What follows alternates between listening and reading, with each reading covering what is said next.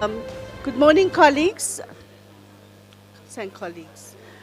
Can we take our seats, please, so we can start?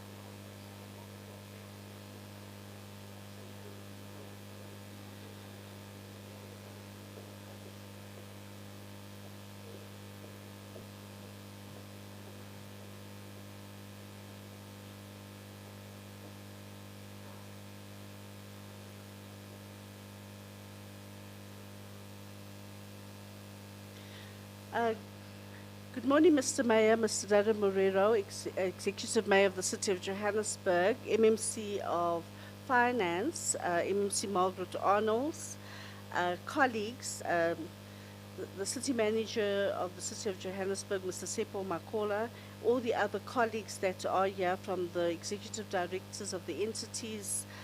My name is Helen Boetis, and I'd like to welcome, on behalf of the City of Johannesburg, ladies and gentlemen, esteemed guests and colleagues, I would like to welcome you. It's a pleasure to welcome you on this cold morning to the City of Johannesburg's budget speech breakfast, a pivotal moment where we gather to discuss the city's financial roadmap that will shape our city's future.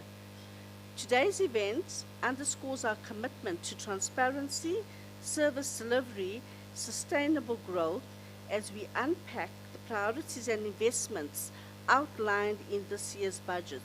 We are honored to have a host of distinguished guests who will provide key insights into the city's fiscal strategy driving Johannesburg forward and rebuilding and reimagining the City of Johannesburg. Each speaker brings a wealth of expertise on how we look forward to this perspective on how this budget will address the needs of our community while fostering economic resilience. So without wasting much, introduce to you a distinguished city official that's been with the City of Johannesburg for the past 20 years? 27 years, not even 20 years. Departments headed up our public safety department as the head of EMS, and then also as the head of the executive director of public safety. He was also the CEO of the Metro Trading Company, focusing, and he had the broadband up and running. Allow me to introduce, he's very young, energetic, absolutely 100% committed, has a vision to drive this and implement this budget, ensure that the state of the city addresses and all the indicators and the performance targets that are outlined in the SOCA address and in the budget speech is implemented. He's a visionary leader, as I've mentioned, very energetic, also very, very young, as you would have noticed.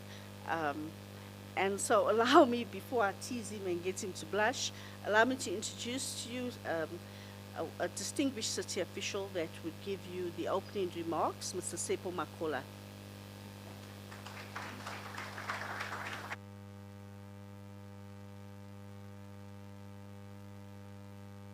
Good morning, Mr. Mayor.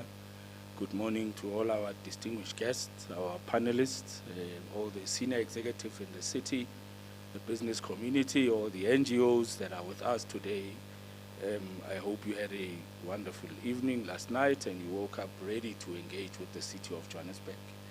Mr. Mayor, my task is very simple. It's a difficult task, a daunting task.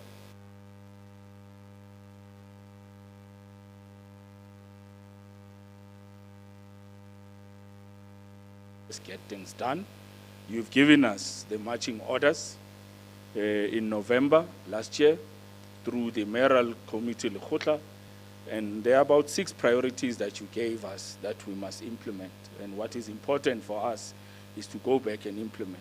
But it's important to really just highlight that all of those priorities you gave us have an impact and will influence business. It will influence the investment It will also influence how our communities appreciate the services and the work that we do as we accelerate it. So the task that I have is to drive the administration and the executive management team to implement, and go back and implement. So when I talk to my team, Mr. Mayor, I always say to them, colleagues, the first thing you get taught when you get to a management course, they teach you 4 basic fundamentals. Plan, organize the resource, lead your teams, and then control and make sure that they implement. Those are the only 4 things you have to do as a manager, and you must do them every day and repeat them every day for you to get the results.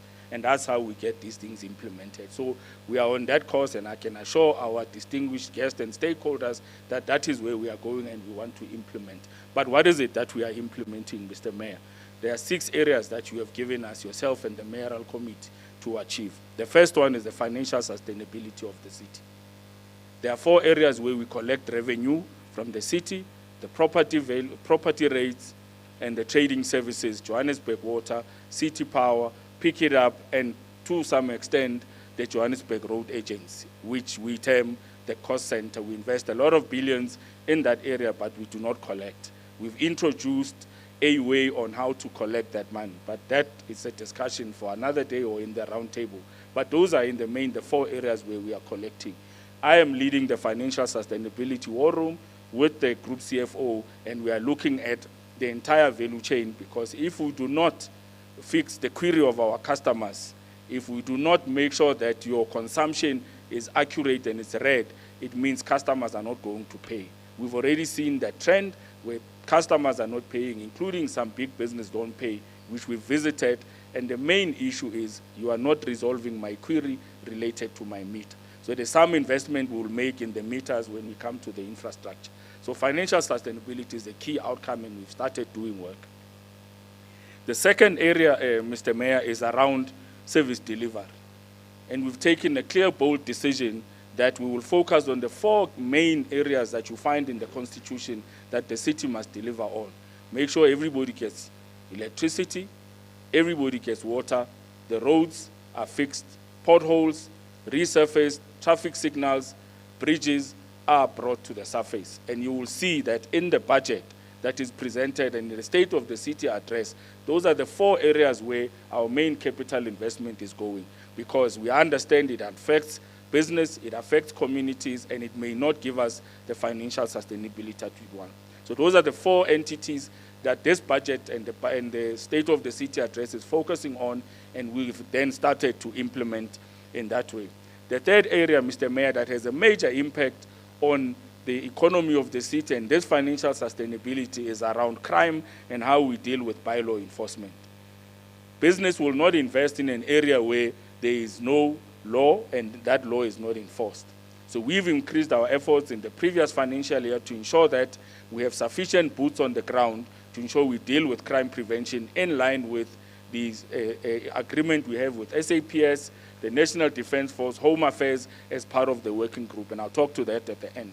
So bylaw enforcement becomes the only tool, the only legal instrument we have in the city is bylaw enforcement.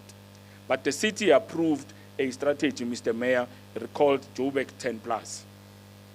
So Joburg 10+ tells us that Johannesburg Metropolitan Police Department is the lead, supported by building control in terms of building control officers to enforce the bylaw, environmental health officers to enforce the health bylaws, and of course the new one that we've added, Mr. Mayor, the enforcement of the informal trading bylaw.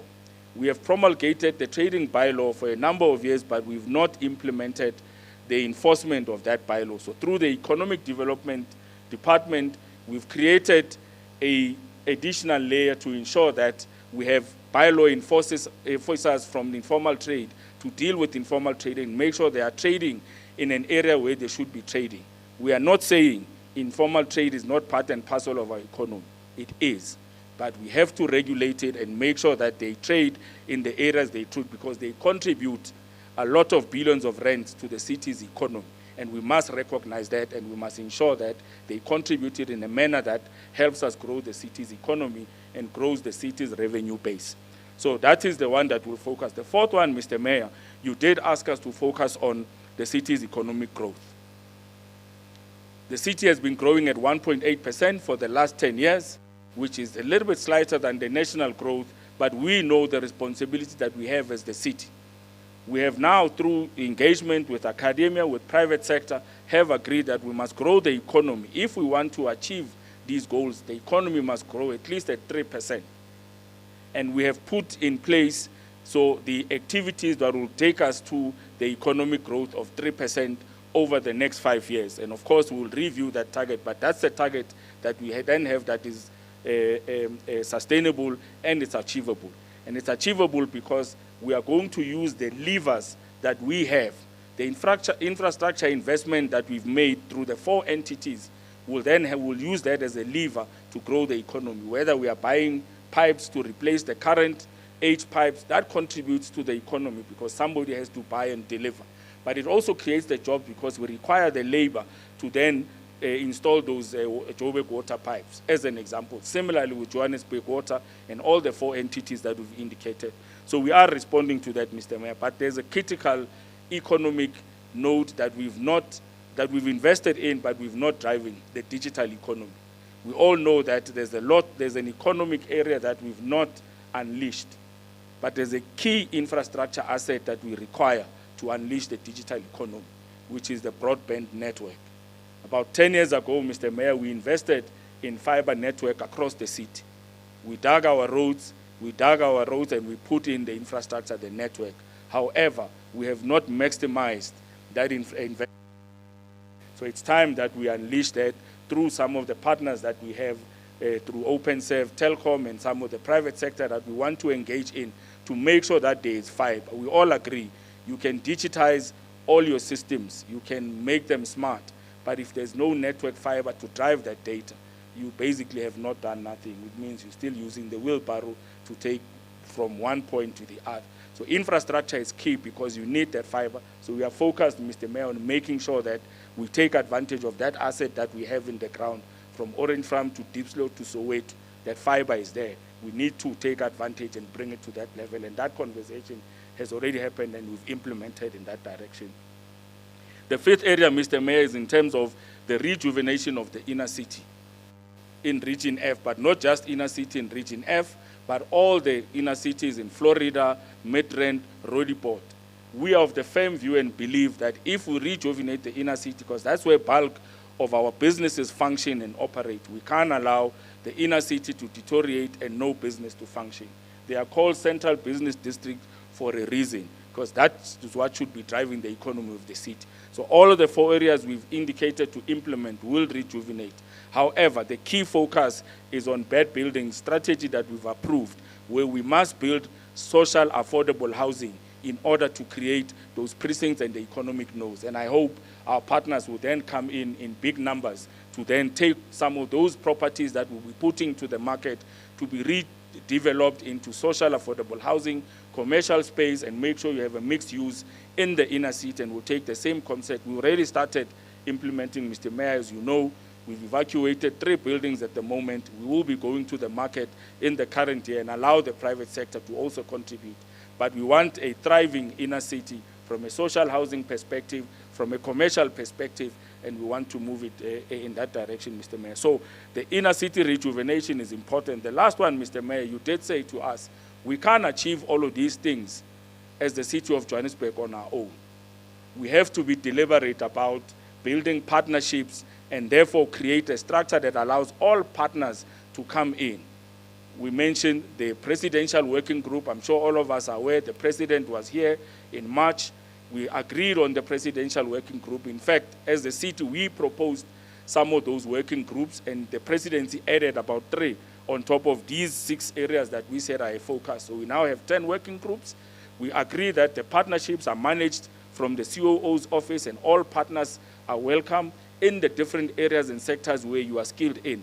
We want you to come in and help us grow these plans that we have. But we are not saying to you we don't have the plans. The plans are there.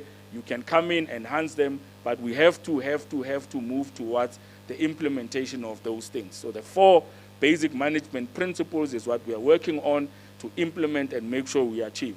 Mr. Mayor, you did make a number of pronouncements in your State of the City address in terms of partnerships, including the bomb squad, including the presidential working group. We'll look at those and incorporate into how we implement and make the city better.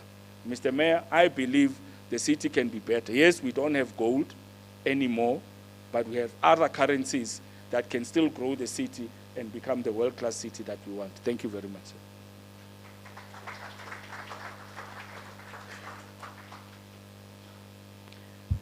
City Manager, I think you have given us the way forward and you've outlined the city's administrative vision that is aligned to the political vision.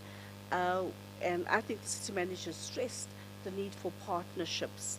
Without wasting any more time, I think I'd like to introduce to you the lady that's carried the weight of the city's finances on her shoulders and will continue to do that, and to ensure that our finances and our elects and we control and maintain fiscal discipline is MMC of Finance, Councillor Margaret Arnolds.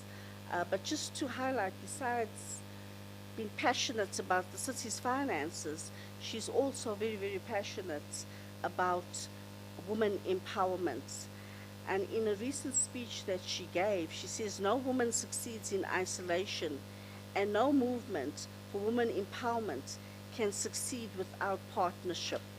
She emphasizes in her engagements that she constantly has with us that fostering strategic alliances is key to advancing women's role in business and entrepreneurship.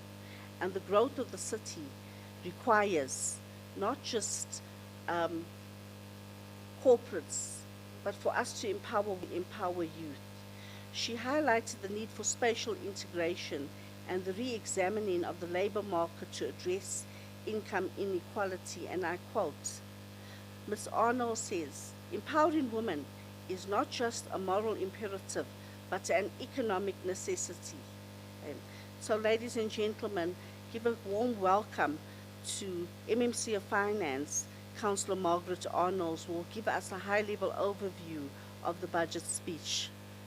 MMC Arnolds.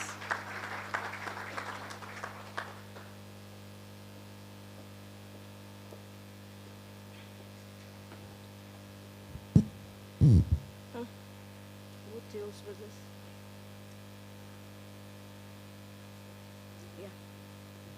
I want it off.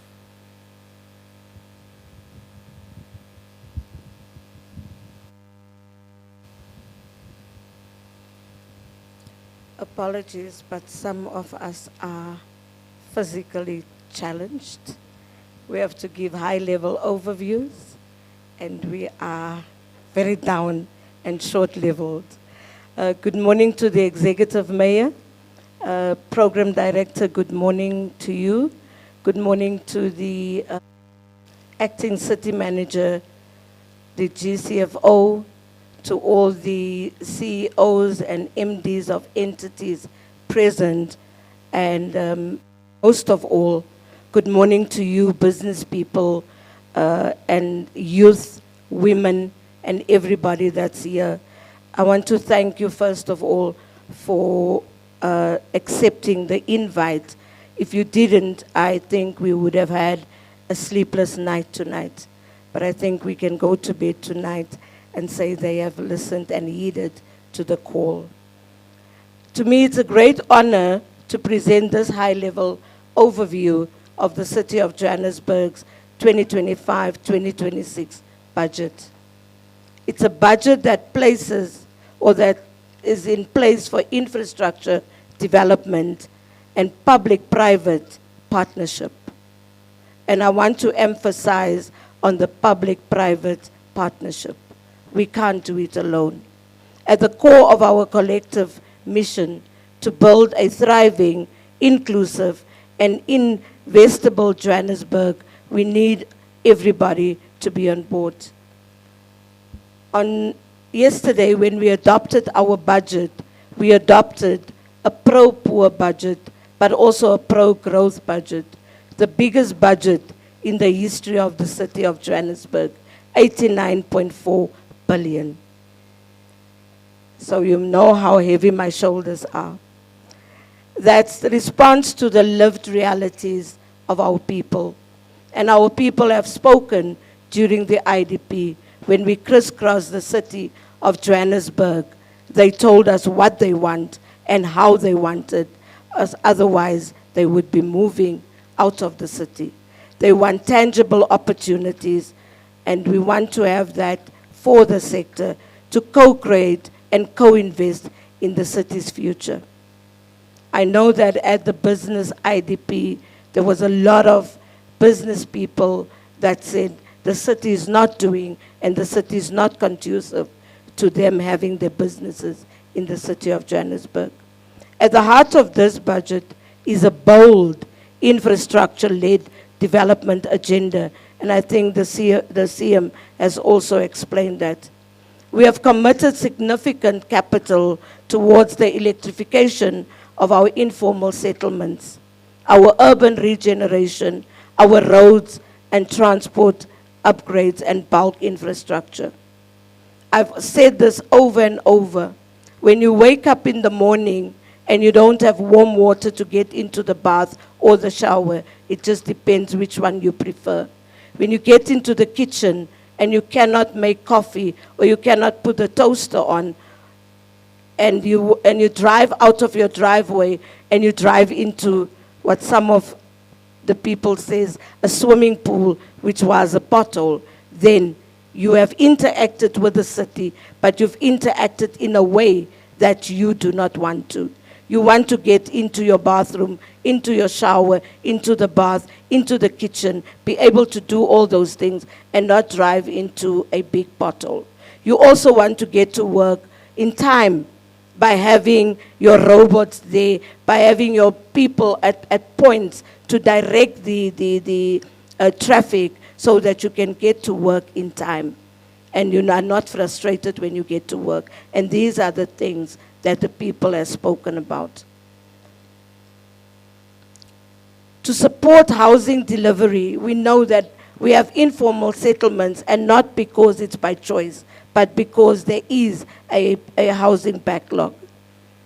We also want you to support us in our commercial growth. These investments are not simply about building assets, they are about restoring dignity. You know, I'm very passionate about women, I'm passionate about children, and if you can think what happens in these informal settlements where there's only this one room, where mom and dad sleeps, where the children are seeing what they're not supposed to see, I think that's when we are totally decaying as a nation. We know the city cannot do this alone. That is why this budget also marks a turning point in how we work with the private sector. We are calling for new models of public-private partnership where business should not be observers.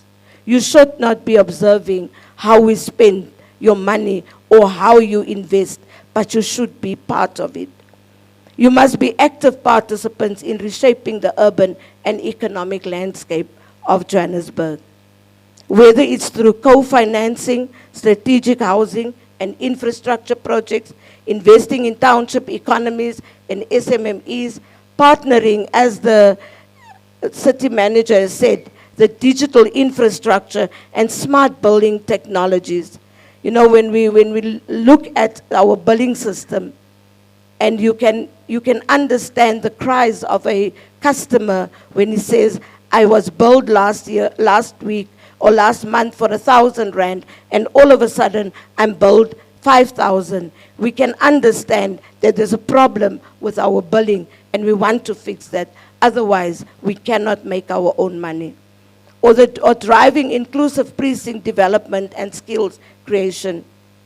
What is your role in all this? Your role is to heed the success of the MTREF project, period. We have prioritized major capital investments across our key infrastructure areas.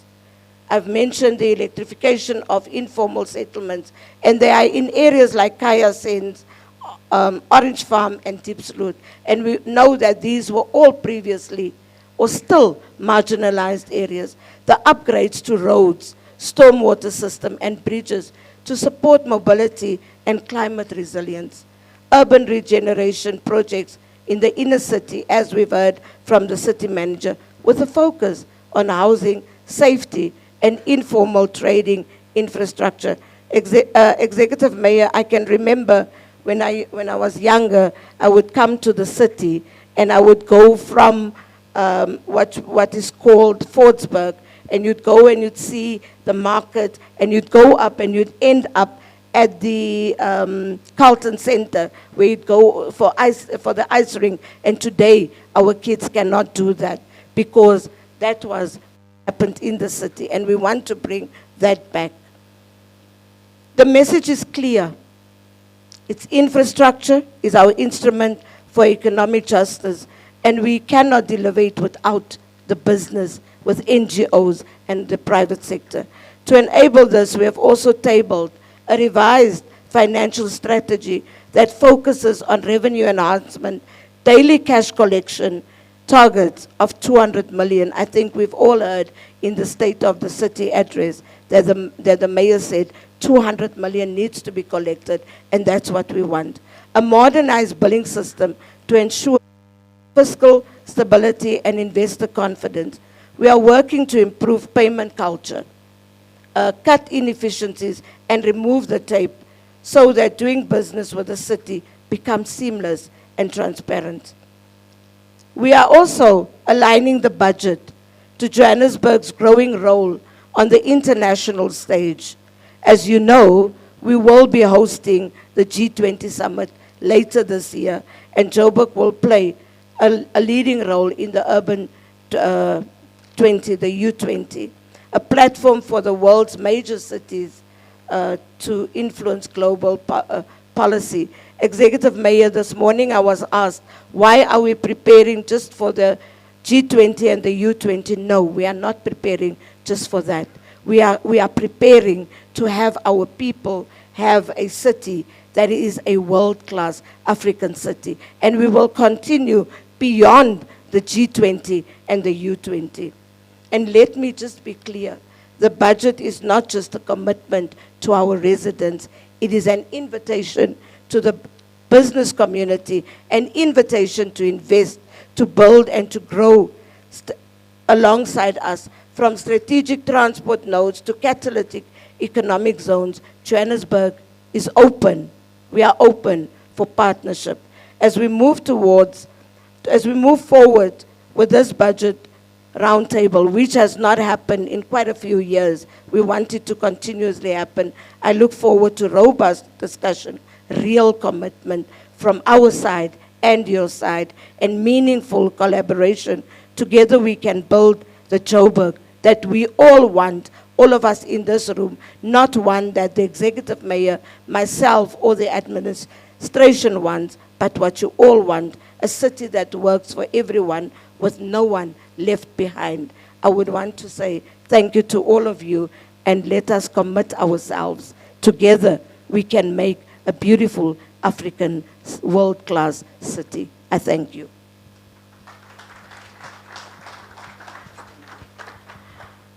Oh, this is an easy task.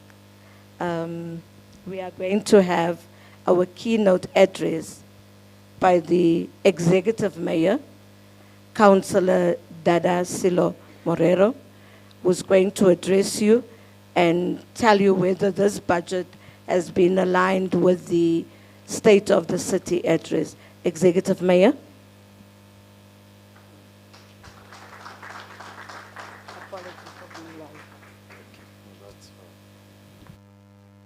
Morning, ladies and gentlemen. Let me. I realize we are behind time, so I'll try and be as short as possible. You are welcomed to this engagement. And I think at this point, we want to hear more from you. We will be having a panel discussion. Perhaps the feedback coming from you will help enhance the work that we are doing. We have made commitments to turn around the city, and we have prioritized 3 or 4 particular areas that we think if we focus on those areas, we will have the ability to turn around the city. One being issues around bylaw enforcement and crime prevention, understanding that investments will not come in an unstable environment where there's crime, there's lawlessness. So we have now focused on investing in that area. And I think I was encouraged coming this morning to see JMPD being busy on Jurison Street, which indicates that there's something that we are now focused on. The basics, ensuring that there's no double parking, the basics just needed to be done. So I can see that there's a change. So we're investing a lot of time and resources, both finance and human resource, to sort out lawlessness in Johannesburg. So it's a priority area. So I think by addressing that, we are likely to see all other issues being addressed quite easier. We've also said we are going to invest in infrastructure. The investment is not where we want it to be. We are sitting at about 8 billion in terms of our capital expenditure. We think at this point it should be sitting at least at about 10 billion. But however, we think maybe in the next financial year we can stretch ourselves and reprioritize our resources and reduce on OPEX and rather increase on our capital expenditure. So maybe by next year we will stretch it to 10 billion where we want it to be. And if we can stretch it to 10 billion over a 10-year period, we think we'll be able to address the water infrastructure and the electricity infrastructure, which has actually aged. But in addressing that, we also need to look at other alternatives to help us, especially on the electricity side, whether we're able to attract investments into other sources of energy so that we can complement the grid and balance what is in the grid. So we're also looking at how best we can deal with other alternative sources of energy. So infrastructure is our priority number 1. But we have also said to Joburg, Water and City Power, they must reduce their losses. And some of these things is just management decisions of how you implement your management decisions and hold your people accountable.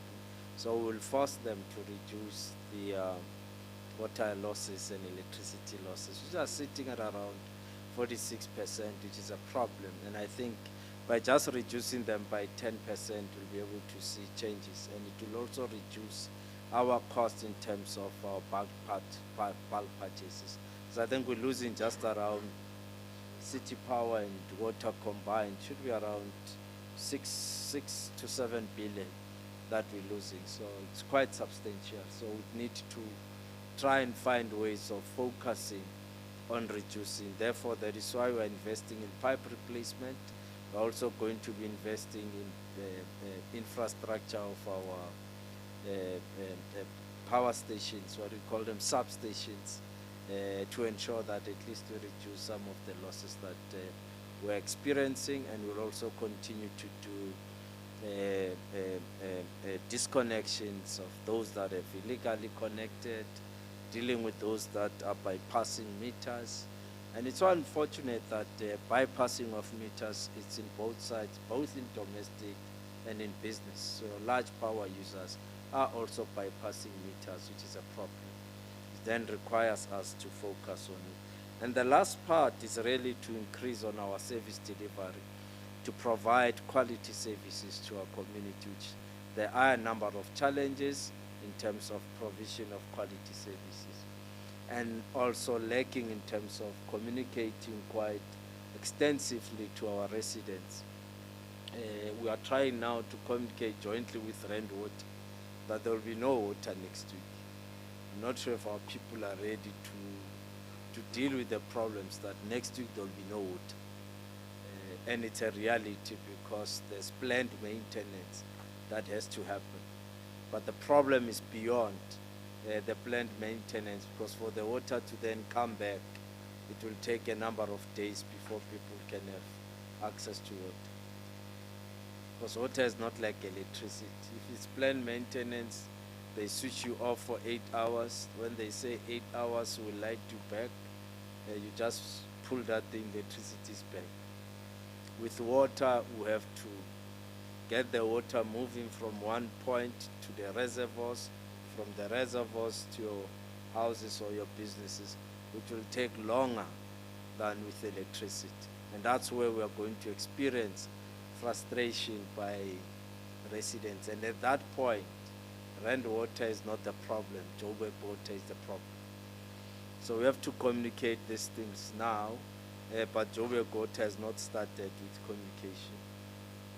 But I think they will start after today's meeting, because they must explain this thing to residents, that after the planned maintenance, there's still another 2 to 3 days that you'll still be affected with water provision. So we must increase the quality of services that we are doing. So we've then committed ourselves to focus. We're also focusing on turning around the inner city, because we believe we are going to be judged on our ability to turn around the inner city. Make it a safer place, a livable place. And that's the challenge that we have to do, so that we can attract new business, new entrepreneurs into the inner city. Young people who are vibrant, who have different ideas, who can come into the inner city and once more make it a vibrant city. So that's what we are trying to focus on. And hence you've got the Johannesburg Chamber of Commerce, youth section, who are also part of the efforts that we're trying to do in turning around the city. So those are the 3 areas that I thought I should really speak to and see how best we can collaborate with you. The last part, of course, we've made a commitment on the partnerships that we want to create with business. We have started through the presidential support program. We've got teams, working groups with business, trying to find ways of how we can improve the relationship between ourselves and business, and how can we get business to also participate in growing the economy of Johannesburg. I've also made a call as the mayor that I'm going to implement a team that's going to help me. It's called a bomb squad. Others said I'm crazy, but it's a team. It's basically a team that is going to get things done, help us to get where we want. And I know the media was saying I'm crazy, but I'm not crazy. Or maybe craziness helps to get things done. So we are going to bring resources, even from business, that are going to help us to get through. In these 2 years, we have to get through and turn around this thing. And it's not my thing alone, it's our thing, so we must turn it around. And if it means I must get resources from the banks, I'll do so. If I must get resources from any form of business in Johannesburg, I'm going to do so, because I want to turn this thing around. It's been long, since 2016 we're witnessing the decline. The decline must be stopped, and we turn this thing around. So we are going to do it, and we want the media to start being positive. For the first time, I saw the media being positive. The media went to Washington. I've never seen South African journalists being at their best in defending the country. I don't know if you saw them.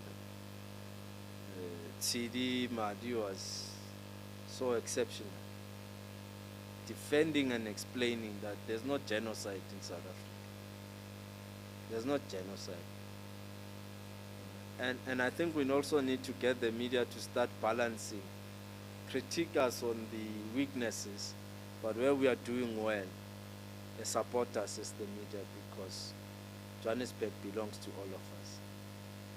So I think those are the issues. Without any waste of time, I want to hear more from you. We passed the budget of 89 billion, and we hope that we'll be able to spend this budget, especially on infrastructure. We also have to spend our grants, because at times we don't spend the grants and they go back. So we are going to focus on spending grants and ensure that the officials are going to deliver on spending the grants. Otherwise, and I think the officials are now at the point where I wanted them to be. So last month I said to them, if the banking tender is not finalized this month, the group CFO must go. I said it in the Mayoral committee last month. Guess what? Yesterday, it was awarded. So I think I must get to a point where there's a level of craziness on leadership to get things done. Because sometimes we drag our feet. And in dragging our feet, we affect service delivery. So we must get to a point when we say this must be done and must be done by this time. Let it be done by that time. And I think I'm getting officials to get to understand that we are here to serve, we are here to work. We are not here to, enjoy the perks. We are here to work and we must deliver. So I was quite excited when they came yesterday. I think they saw that this man meant business when he said the group CFO and the head of treasury must go. And I was meaning it, because it would have meant today I'll be writing, there's that letter that says, in 7 days, give me reasons why I should not suspend. You know that letter. Why it's about Chief Law. They were going to get it today. So they saved themselves from that letter. So that's where we are as the city, and we want your inputs. We can turn this thing around, I'm convinced. And there's so many partners, and remember your critics.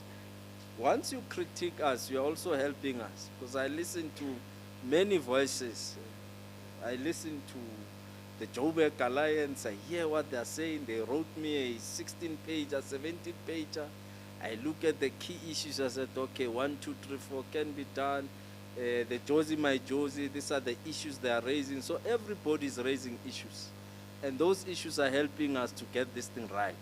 So when you criticize us, don't think that we take it personal. No, it's not personal. It's helping us to get where we want to get. And we are going to get where we want to get to, which is turning around this city and making it a great city once more. Thank you, Chair.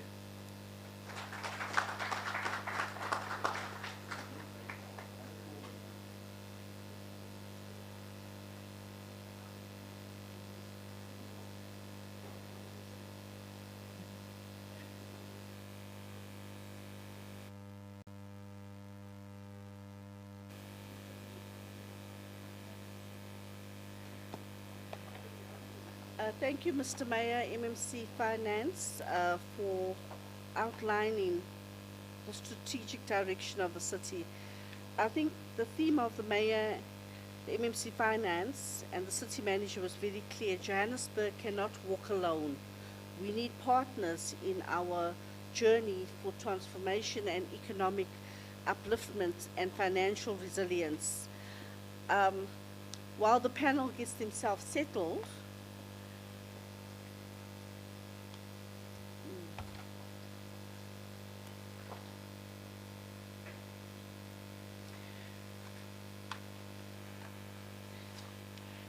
ladies and gentlemen, we put together an esteemed group of panelists from private sector. We will enter into discussions with private sector led by the Commissioner of the Financial Fiscal Commission, Ms. Kamotso Maponya. Now, just the background of Ms. Kamotso Maponya, she's very, very young, but extremely intelligent. She used to be the City of Johannesburg's treasurer and was key in developing the first long-term strategy that gave an outline of how the city would spend its finances over a 10-year period. She was also instrumental in raising the first green bond for the city. Am I right, Kamotso? I remember that, and I think it's something we have to, the CFOs here, we have to do that. We need green bonds. So it's actually an instruction, not a directive, because Kamotso is going to assist us. She would be the moderator in leading a panelist discussion, and the theme of the discussion is a financially sustainable Johannesburg. Khomotso, welcome. Thank you.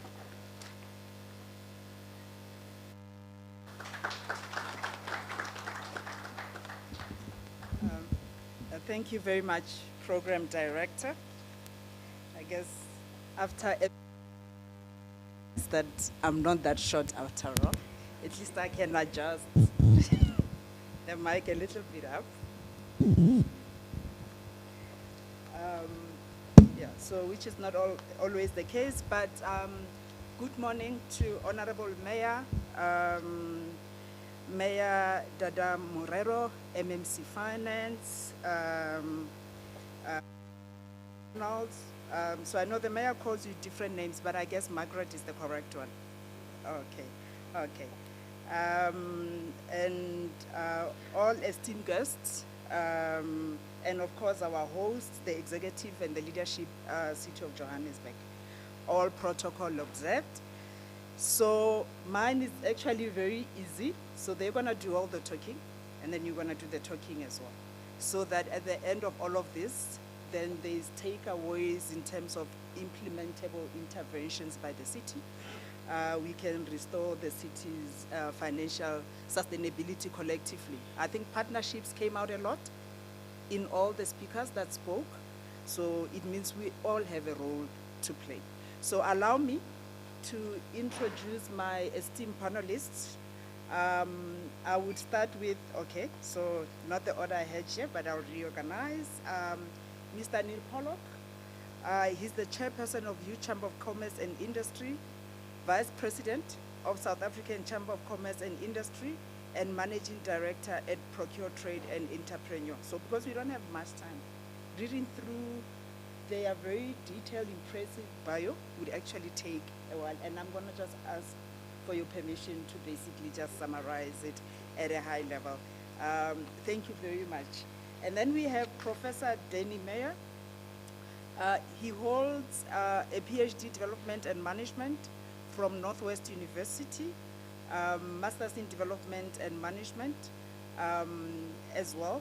He's a professor in the College of Business and Economics at the University of Johannesburg, South Africa. Last but not least, then we have Ms. Angela Rivers. She's a general manager at the Johannesburg Property Owners and Managers Association. And I guess that's so befitting for the kind of engagement that we basically want to have. Angela quickly just told me that she basically landed in the inner city when she arrived in this world at the Florence Nightingale Hospital. And she's still very much committed to the inner city, and she will share with us the work that they actually undertake in the inner city. So I could see the passion and the commitment from her end. Of course, the theme is financial sustainable Johannesburg. Without a financially sustainable city, everything just becomes a pipe dream. There isn't much that we can actually do without their finances in order. But something that just inspired me, I know the mayor might have left the room, that he basically, and it's a quote that I actually like to reflect on. And the quote says, it took the madmen of yesterday for us to be able to act with extreme clarity today. I want to be one of those madmen. We must dare to invent the future. And I think if we all carry that, basically we can actually do a lot. But today, of course, and this panel is about financial sustainable city, and basically what does the urban fiscal governance and the principles around that say about a financial sustainable city? A financial sustainable city is not one that spends the least, but one that spends wisely, invests strategically, and delivers services equitably to build resilience over time. And of course, we operate in not so favorable environment economically. There was speak about the international developments that we've all experienced, and we all became international trade students 101. Trump made sure that that was going to happen. understanding the importance of tariffs and the power that various countries basically have in determining and pursuing the interest in growing their own economies. But the objective, of course, is to explore actionable strategies today. So the problem statement have been defined over and over and over, so we all know what the problem is. I guess the issue becomes the implementation. What should then be done around getting Johannesburg to be financially sustainable, to improve expenditure efficiency, and basically unlock inclusive growth. So I have a few questions, and we have a diverse panel, of course. But my first part of the questions would be just around the financial sustainability of it, and feel free. So I'm gonna just raise the cluster of questions, then we deliberate basically on it. But Angela, I guess when I raise the question on your end, just given where we are with the inner city, and the importance of the inner city in carrying the city of Johannesburg image, most importantly, being the African world city. We can't be an African world city when the inner city is basically dysfunctional. So the whole credibility and the branding of Johannesburg is basically in the inner city. But my first question, which I'll come to you, it's on the revenue sustainability aspect. I always say that credibility is the most single important principle to basically lead. So if you're not credible as an institution, you're not credible as a leader, nobody's going to listen and nobody's basically going to follow. How can the city expand its revenue base from a protection point of view, to a maximization point of view, without overburdening the ratepayers? So that would be my first question, basically on revenue sustainability. Then we'll get to a point where you are then able to give general input in terms of how we can basically assist the city with ideas and possible solutions to improve this from financial sustainability point of view. So, Neil, do you want to give it a go? I love this mic. I can say whatever I want and nobody can hear me. Can you? Yeah.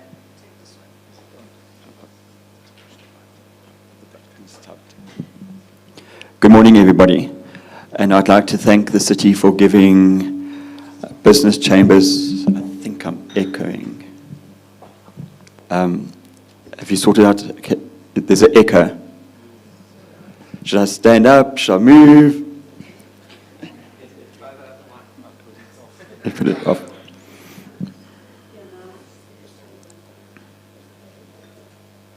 So,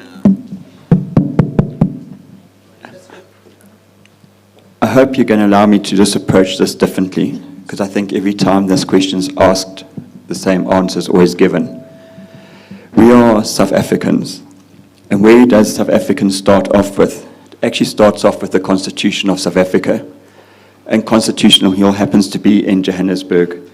So we should be looking after what the Constitution says, and it actually starts off by saying, we the people of South Africa recognize the injustices of our past, honor those who suffered for justice and freedom, respect those who have worked to build and develop our country, and believe that South Africa belongs to all who live in it, united in our diversity. And I think that is the crux of this, because if we don't recognize who we are as humans, you can put whatever structure you want to put in place. You can put whatever revenue structure you want to put in place. But if we don't recognize firstly what our responsibility is, we can't build the country. But if we go to revenue and how that's going to build us, again, the concept doesn't touch us as individuals because we are people. But let's think about this. This is why we need to get the city to work and why the revenue needs to work. A middle-class house in Johannesburg in 2019 cost 1.3 million. That same house today, what will you get for it? You'll be lucky if you get 1.4 million. That's what the city has caused the average person. The loss of income, the loss of capital. But we like to point the finger to the city of the loss of capital. But the city is made up of people. And the reason why the loss of capital has taken place is that we, the people, have not taken our responsibility. So as individuals, we need to look at that. We need to work on that. The city's job is to look after specific parts of the city. We've almost got a 90 billion rand budget, but do you understand how big 90 billion is? 1 million seconds is 11 days. 1 billion seconds is 31 years. That's how big the budget is. And it tells you the responsibility to what that is.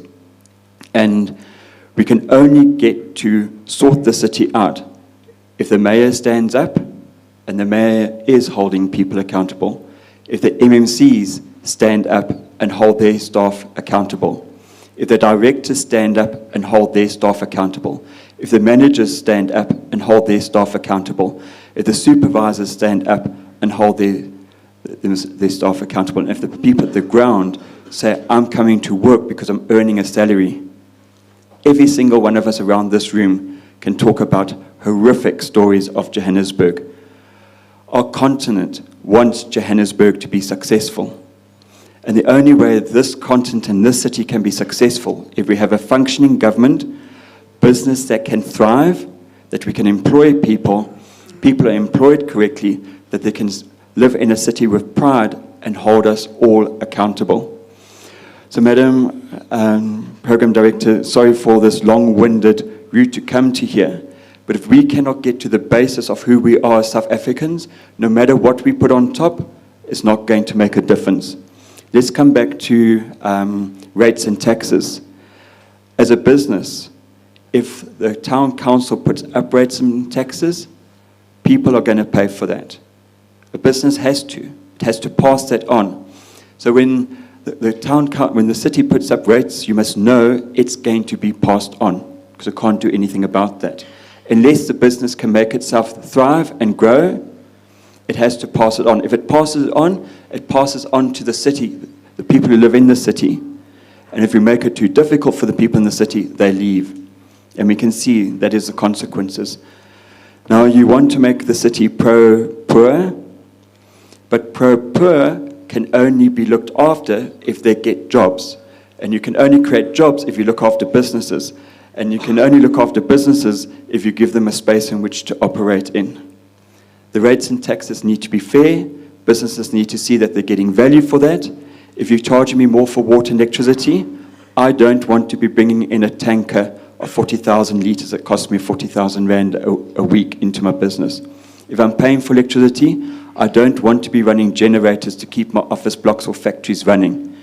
If I'm paying towards the metro, I don't want my staff to come to work and tell me that their child was killed, or their mother was killed, or they were shot. If I'm paying rates and taxes, I expect the city to allow my staff to go to a clinic and get proper service and not be given panado and told to leave. If I've got a business in the city, I want my rates and taxes to look after schooling so that I can employ the best possible people into my organization. If we upskill, if we have good health, if we have safe roads, safe environments, and in places where we can operate in, the city will flourish. So it comes down to, are the rates fair? No, they're not. Are the rates what we've got? Yes, they are. Can we make it work?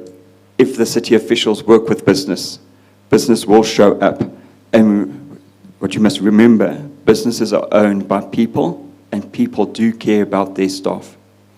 Now, sorry, I'm taking a lot of points here. Why do I say the rates are not fair? They've gone up disproportionate to inflation. So how does the city get the ability to put up rates above inflation, but business owners can't do that? And it's also not fair to businesses because we can't pass on those costs to our staff. So we end up in a scenario where people become poorer. If the city shows that for these increases in rates and taxes that they've delivered at the end of the year, then we can start understanding that, because maybe we are now at the point that what we need to be earning. I was delighted to hear the mayor say that if certain people hadn't performed, they were going to be receiving letters. We in business want to see that more, because we have to do that on a daily basis. It's time for the city to let everybody know that if you work for the city, you're here to adhere to our constitution and do what you're paid for. Thank you.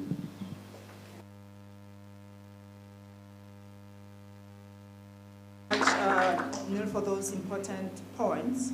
Prof. Mayor, do you want to come in just on some ideas around how the city maximizes its revenue base? Thank you, and thank you for. I think local government, we know, are under huge pressure. 70% of all municipalities are either bankrupt or going towards bankruptcy. So it was nice to see the budget. You've showed some 4 billion surplus on it. So that's very interesting to see. Look, the city of Johannesburg cannot fail. It's 15% of the economy of South Africa, and we're all here to support. Whatever we can do, we support. I've got about 4 proposals. I've looked at other financial models in the world for local government. For example, in Poland, 40% of your personal income tax is paid in your place where you stay. It's spent there. So you can see exactly what it's used for. So that is a very good example. Their municipalities are fantastically managed in terms of financial management. Second one is that we need national support, obviously, for City of Johannesburg, and I think they have come to the party already. Third one is strict financial management. If somebody doesn't pay their account, the place where I stay the next time cut off, and you're off for 48 hours. I've tested them, they cut you off.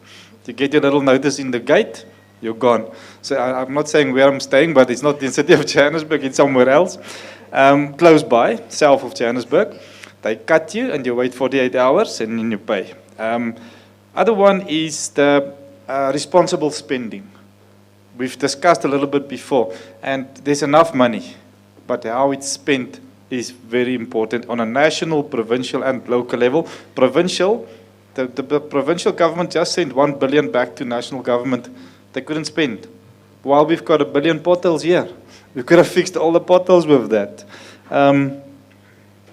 Next one, the quality of services. Look, if you receive quality of service, like I'm receiving where I stay, I pay.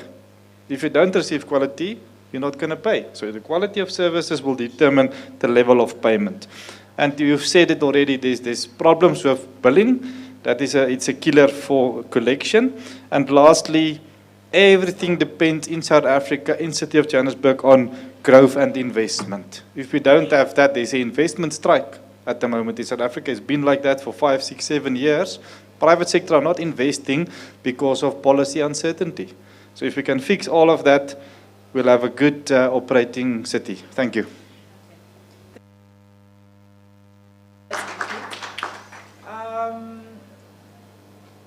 I think the next question, rather, for Jay Palmer. Could I just add to these as well, if you don't yes, mind? So I wanted you add to that. Okay. But maybe hone in terms of just your strategic importance in the inner city and the work that you do. I mean, you've got about 60,000 residential units under your management. You're managing over 200,000 square meters of retail space. Your portfolio is around 18 billion in the inner city, and you're paying just over 200 million to the city in terms of rates and taxes on an annual basis. Correct. So you're a very important stakeholder. So yes. What are the concerns about your members as well? How do they see themselves basically partnering with the city to make the inner city grow as well, so that they also have return on investment in terms of the services and the rates and taxes that they actually pay over to the inner city? Thank you so much. So just to add on to here, to maximize the income, there are certain things that the city could really do very quickly. Currently, somebody staying in an affordable housing unit will pay 2,200 Rand in utilities and services. What we're seeing is a lot of tenants who can no longer afford these utilities are moving to informal accommodation where they're getting services for free. So we're losing paying tenants in the inner city to places where they're getting the services for free. So the city is essentially losing twice in that example. What we've done the calculations, and if you are a postpaid tenant in the inner city, 36% of your living expenses, rental and utilities, goes to the city, which is, it's just too high. One of the things that our developers and landlords focus on is the tenants that fall out of the ESP. So currently, if you earn more than 7,500 Rand, you cannot apply for ESP, and we are looking at that particular market. 7,500 Rand is not a lot of money if you're taking into account transport, rentals, school fees, food. So those tenants are the ones that are really suffering with the tenants within that gap. So by supporting affordable housing and allowing certain rebates for, say, let's say a registered affordable housing landlord, which isn't a thing yet, just saying, we could start closing that gap and filling up and supplying accommodation to a lot more people in the inner city. The other thing is, especially with when it comes to maximizing the income base, is hijack buildings don't pay anything. They don't pay rates, they don't pay water, they don't pay electricity. And I know the coup and I have had lots of conversations about this. But one of the things that I'm really concerned about is when these buildings go out to the public for development, we need to strategize a way that it doesn't end up like the last time we did this, where buildings that went out on tender ended up being re-hijacked and not developed at all. There was a fault in that process, and we need to be able to sit around and make sure it doesn't happen again. Because once those buildings are developed, the city will be able to charge rates, and that is an income source. And then, obviously, governance and accountability is the biggest thing. Corruption, I feel like it's become my mantra of my life is corruption. It is so rife, and the problem that you have is when the staff in the inner city are dealing in corruption, the city is losing. You are losing that money. When a landlord goes into, well, let me rephrase that. When a slumlord goes into the city of Johannesburg and pays somebody in the billing department 20,000 Rand to make their account disappear, the city's losing that money. So those would be my main points. With regard to some of the things that we see as inner city landlords, is stuff that we've heard already. You know, it's the infrastructure, it's the clean, the safe. And I don't want to get to a point where we are just talking about all the bad stuff, because I sit on, I'm very fortunate due to my collective. There's a private sector collective. Apparently, I have a degree in acronyms, so I just want to announce them because I think it's important, because partnerships are so important. And I can sit here alone and beat a drum and it means nothing, but without the support of the JCCI, Joburg Can, Outer, JCA, Josie My Josie, GPMA, SAMRA, all of us as a private sector collective are working together with council in the president's work groups, and I'm hoping that through the president's work groups that we will see success, and it's not just another talk show. But it always comes down to actions speak louder than words.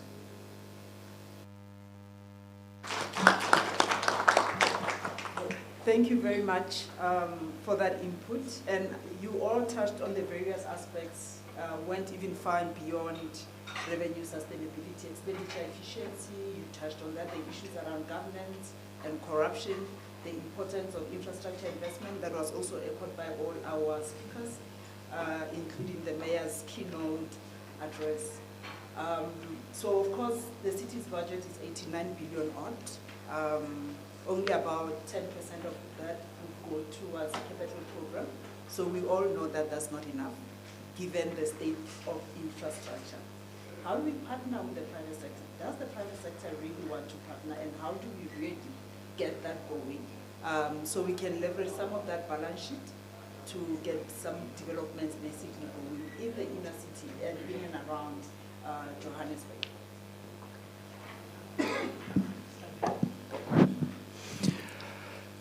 how do we get it start flowing?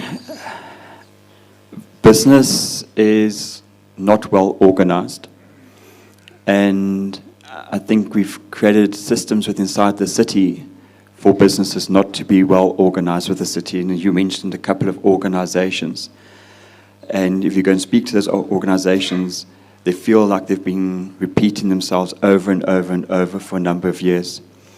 I remember the very first presentation the City Power gave me, and last year, same color, same PowerPoint, same everything.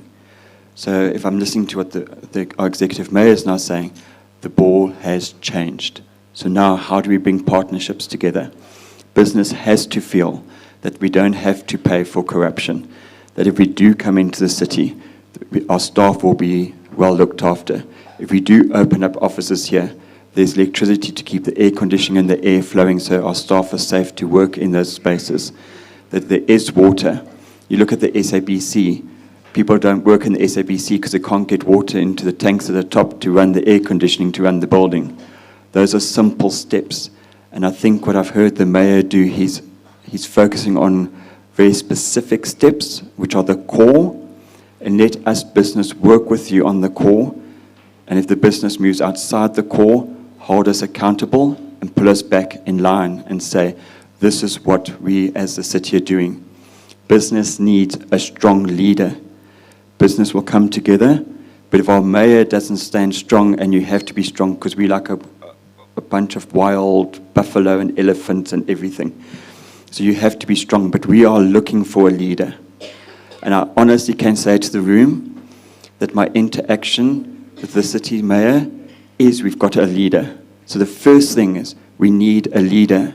We need to know our leader is going to manage his MMCs. Then we can come together. Then business can work with the city. So I'm very excited to sit here because I'm not just saying it because, Mr. Mayor, you're sitting in the room. I've seen and I've heard your discussions where people aren't expecting to hear that. So I'm seeing that. So first, leadership, please. We need a leader. Yeah, I think it's the correct step. You've taken the correct step to say you want to partner. That's the very important part of it. My research is about measuring development. And we've developed many indexes how to measure it and then develop strategies from there.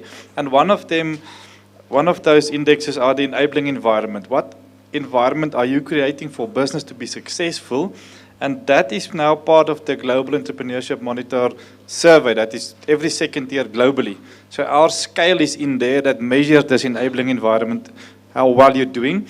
And Joburg is also measured. And every second year you're going to get this result from now on. And we measure 12 factors, how well the municipality is doing in terms of providing an enabling environment for business and communities to be successful. For example, the level of infrastructure capacity, clear policy development, entrepreneurship support and development. There's 12 factors for this. And the current results I will make available to you soon in a report to show how you compare compare you to Cape Town, Durban, all the metros. All cities in South Africa has been measured. So I'm going to give you a report how well you were doing. And then we did this inclusive growth index. All municipalities, it's available. It was released about 2 weeks back with ISA, Infrastructure South Africa. And now the Minister of Public Works is going to use this as a benchmark for all municipalities to see how well you are doing. It's linked to infrastructure development. There's also factors. Joburg came in the top 10. So congratulations, well, you've beaten Cape Town in this case. The details of that I'll give you later. I'm not going to say the details, but you did well in terms of inclusive growth, but you didn't pass in the exam. You got 59%, 60 is the pass rate, unfortunately, for this index. But you're close by. Maybe next year, it's going to be an annual release. The details I'll give to the management of the municipality. But I've heard all the right speeches today. But as you say, now it's implementation. And I have in the past volunteered to be an implementer and help you. And anybody I can find that will work with me. We have got this research group at UJ and City of Johannesburg that is operational. We come together once a month, we train people, we work together. So anything you want me to implement, I'm available. And I'll pull in everybody, the students, 27 of the 22 master students this year are focusing on City of Johannesburg with their research focus. Many PhDs, many of the researchers, they are doing it. So we are your partner for implementation. Let's go forward.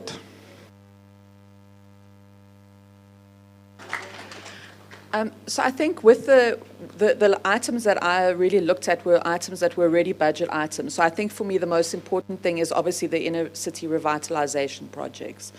That is huge, and we would obviously support it 100%. Really what that does is it directly improves the safety within the inner city, the livability and investor confidence, because the last thing we want to do is lose the investors that are in the inner city. As you stated, our investors have currently put in 18 billion rand into the inner city just in affordable housing alone. So we can't afford to see that disappear or deteriorate at all. We need to reinforce and expand the inner city war room. I was fortunate enough to sit in the war room yesterday, and I can just say I'm glad I don't work for the coup, because it was one of the most impressive meetings that I've ever sat in, and we need to be able to replicate that around the city, because it's instant. I want the timeline. I want to know when you're going to fix this, and there's no excuses. And I think that it's about time that we saw that in the inner city, and we support it 100%. And the next one, and then SIDS in supporting the inner city improvement districts. Well, not just the inner city, because Rosebank, Sandton, they're all improvement districts. They're already improvement districts. They're already set up. And they're there to work with the city however they can. And then something else from the budget, which I thought I really liked, because I work a lot with youth organizations in the inner city. And I think there's so many great opportunities. Our youngsters have such a great entrepreneurial spirit, and they've got such fantastic ideas that we can really support. And to give you a great example, in Bertram's at the moment, there is a recycling swap shop where on a Friday you take your recyclables, your rubbish to the swap shop, you get your points on your cell phone, and Saturday you can swap your points for food and clothes and furniture. That is privately run by the youth in Bertram's, and they are phenomenal. But they need support. They're doing it on their own, and they're doing it in spite of the city. And I think that there's a lot of opportunities to really work with them. Thank you very much.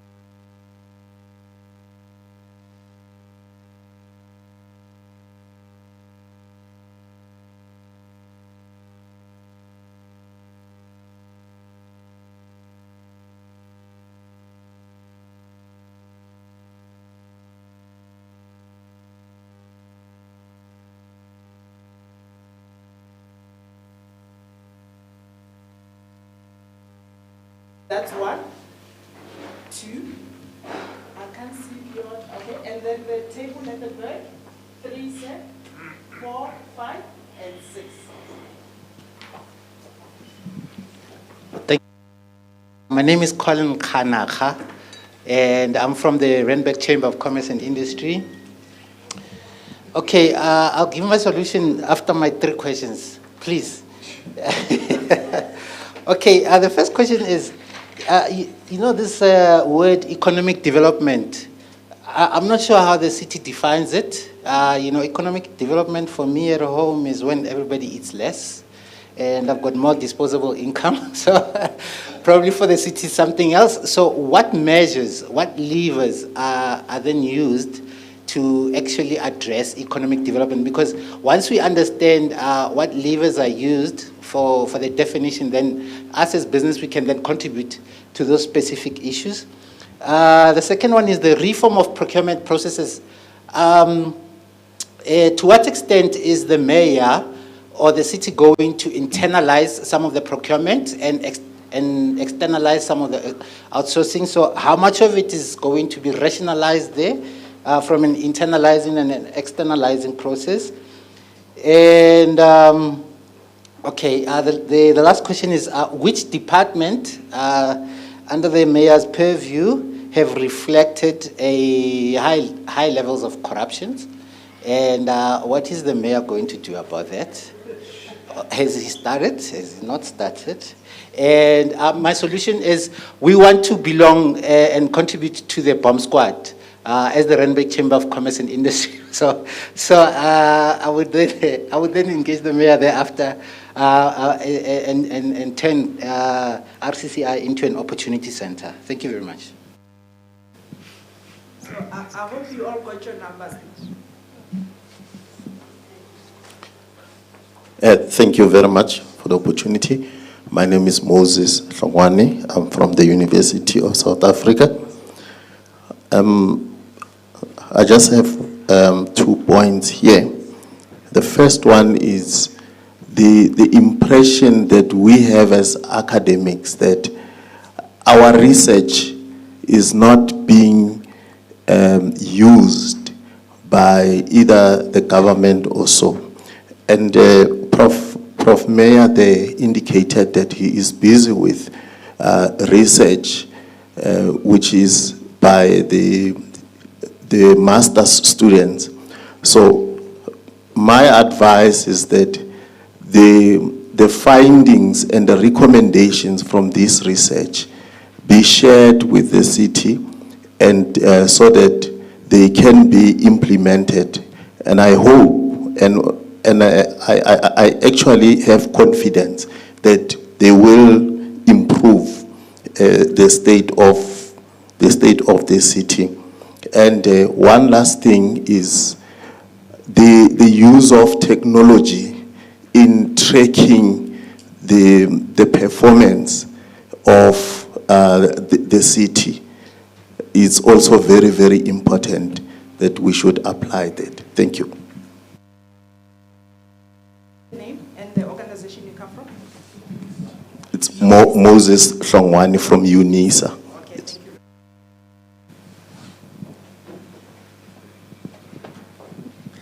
I'm Alex Stoddinghefer from the Wits School of Governance, and I've got a couple of issues to raise about the budget which concern me. So the first issue is in relation to city power, because the budgeted revenue is 25.6 billion rand, but the last actuals was about 19 billion rand.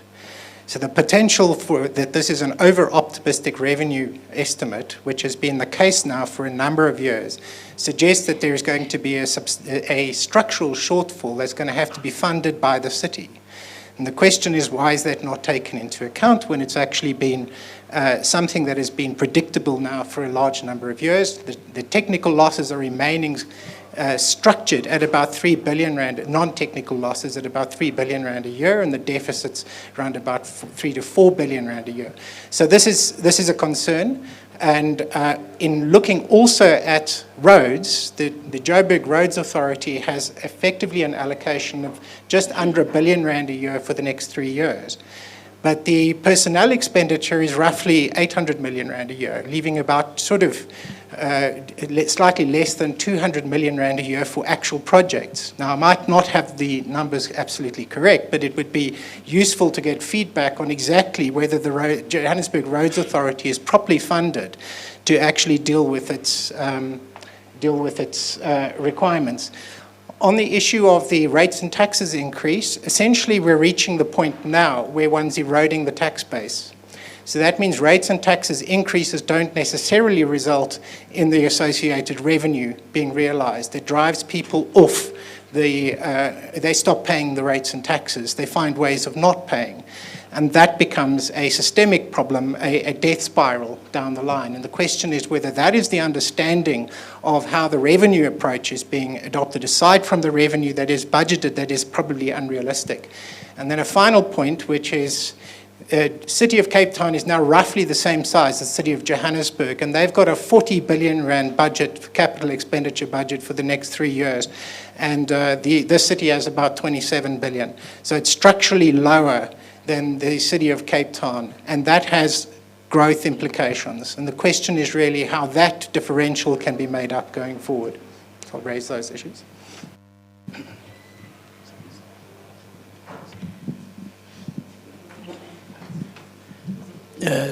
Thank you, Program Director. My name is Rudy Peterson, and I'm from the University of Johannesburg. I must just declare up front, Program Director, that the table having three comments and speakers was not a strategy to monopolize the question and answer. It just so happened. I must acknowledge Mr. Mayor, MMC Arnolds. Thank you very much for always support. The support between UJ and the city is phenomenal. We had a very interesting, robust engagement on coalition governments last year. And I acknowledge here the Prof. Dani acknowledging the research forum between the university and the city. And I think that dialogue we had was very relevant, and we are planning to have another one. I'm here with one of my research associates, Dr. Karabo is here, from the city as well. So I am not going to dwell into the whole issue of the actual parameters of the budget, but just to acknowledge, Mr. Mayor, your willingness to be able to accept constructive criticism. I think that's very important. Perhaps sometimes we may not have listened to the electorate, the citizenry, as much as we should have, but I'm enlightened to have heard that. And I think that's very important. The big problem, Mr. Mayor, that we have, that hasn't been mentioned by any of the speakers is instability. Unfortunately, we've got a budget, we've got good plans. Next year we have local government elections, Prof. Eita, and then things change again. So I want the mayor to comment on the instability and this good budget that has been presented and the good plans. When there is change now next year, how do we get, that's for me the big thing. And lastly, Mr. Mayor, I want to acknowledge the issue. I wanted to keep quiet for a change, Mr. Mayor. But when you mentioned the issue, unfortunately, it happened in Washington, I had to just throw a penny's worth in there. So I just want to acknowledge when you say the media at least defended the country, that there is no genocide in South Africa. Unfortunately, the two golfers and the big businessmen in Washington totally misrepresented us because they spoke about the crime and we threw our dirty linen in Washington there. And yes, we all know the crime is a challenge, but those two golfers, Prof. Eita, I was revolting. Those two golfers and those businessmen really did not do a good thing for us. So I parked there, Chairperson. Thank you.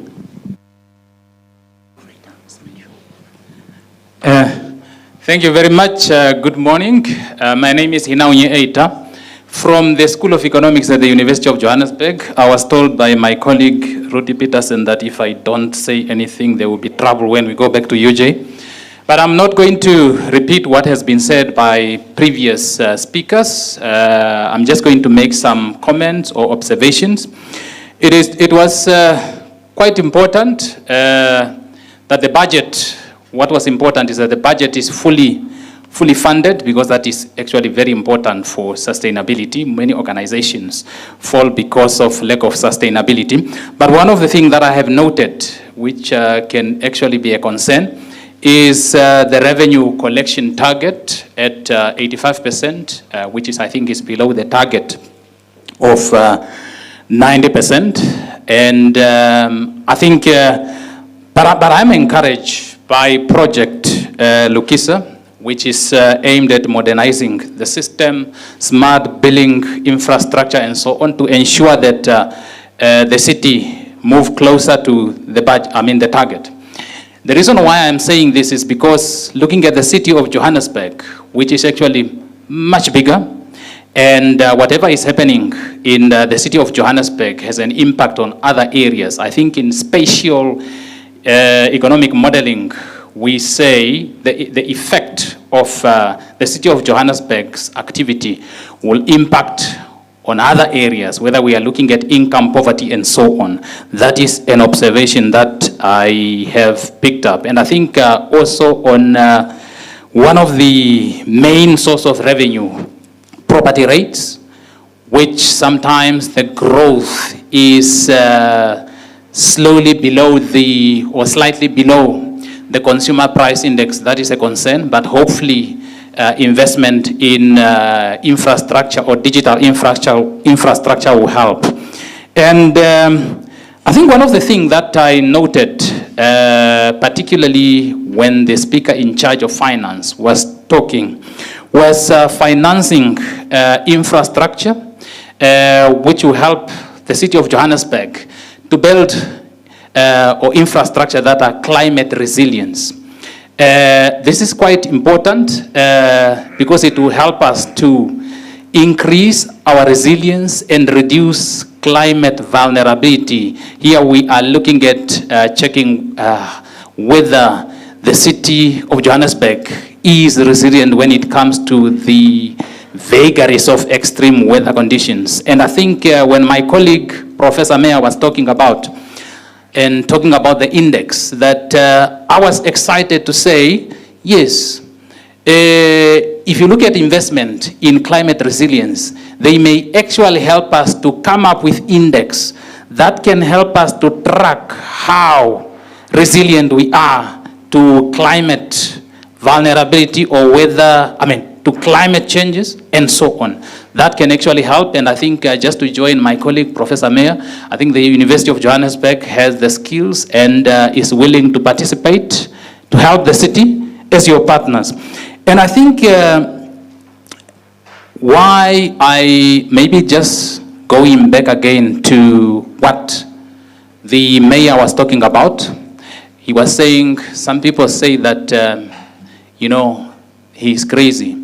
Perhaps that craziness is needed. It may help us to reach the target. When he was talking about investment in infrastructure below 8 billion, which is below the target, perhaps the craziness is very important to achieve our target. Why I am saying this is because the city of Johannesburg is at the forefront of pursuing the African agenda and pursuing or implementing the global soft power, okay? And I think economic modeling has proven that global soft power is very, very important in accelerating economic growth, generate the much needed jobs, and alleviate poverty and inequality.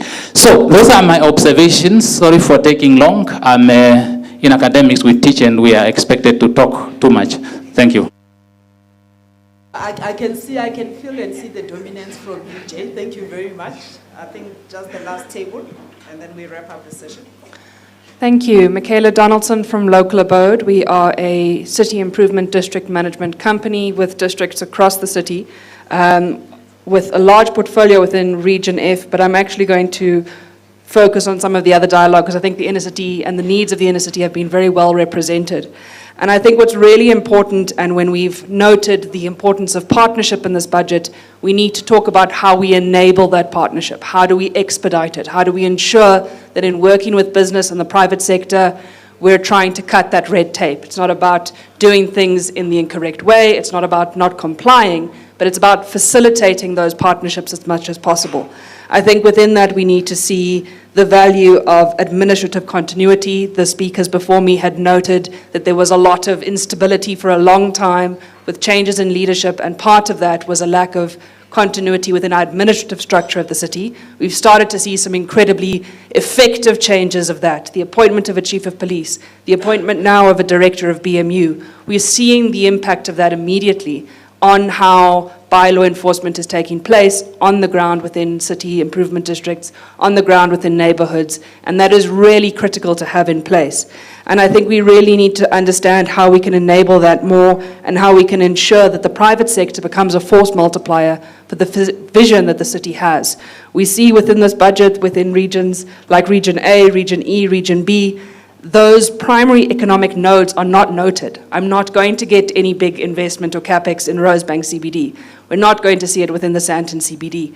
It's not to say, let's cry foul and where is it? It's saying then let's engage with the private sector in those spaces to say, when we're looking at investment in Deep Slut, how does that address four-ways development? Because that's where the people work. That connection, those communities need to be working with those economic nodes. So there's an opportunity to open dialogue with private sector in those spaces where we might not be seeing capital expenditure, but we do need to see partnership investment. We need to see that we're enabling those conversations with key nodes within those spaces to ensure the sustainability and the efficiency of the projects that are being invested in within those regions.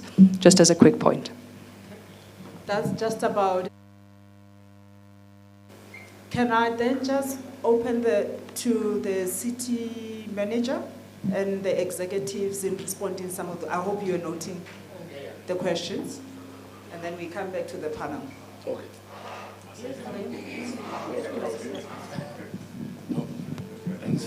Thanks, Program Director, and I think thanks to the questions from the colleagues. So let me start from the bottom. So I think it's mostly a comment and a support, I think, Michaela. So that is why institutionally we've created a formal institutional sort of sector, if I may call it, or program, which is the Inner City Sub-Mayoral Committee, which is chaired technically by the COO and chaired by the mayor every quarter. And this is where we want all the business, the social sector to come into that space so that we can formalize all of these partnerships across. Because the challenge is if you don't have a formal platform to bring back all of these ideas, then you're unable to process them and implement some of the ideas. So I think there's that formal structure. We had invited a lot of people last year, but it's managed in the office of the COO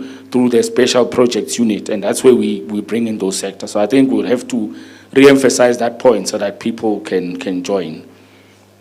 I think, from UJ, I think it's observations you've made, but the one that is critical is the 85% collection rate, which is a target that is low what we want to collect. So we have to be at 90%. And of course, Project Lukisa is about that. And Project Lukisa basic is looking at the 4 areas, the debtors book, and there is a point about the debtors book. If you look at the high consumption areas in the city are the ones with the lowest payment rates. And it's something that we need to sort of address, because there are structures where if you can't afford, we have extended social package where you need to get onto the social package.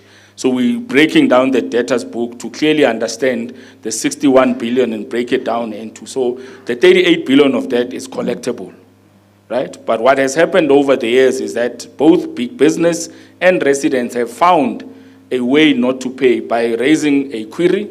You resolve the query, they then go to court, then you are stuck in the court process. Hence, we have dedicated a team to look at resolve all the queries. Resolve all the queries you have, irrespective of, and that requires that you must do an investment, because there's only one instrument that you use to determine whether you have used the amount of water, which is the meter.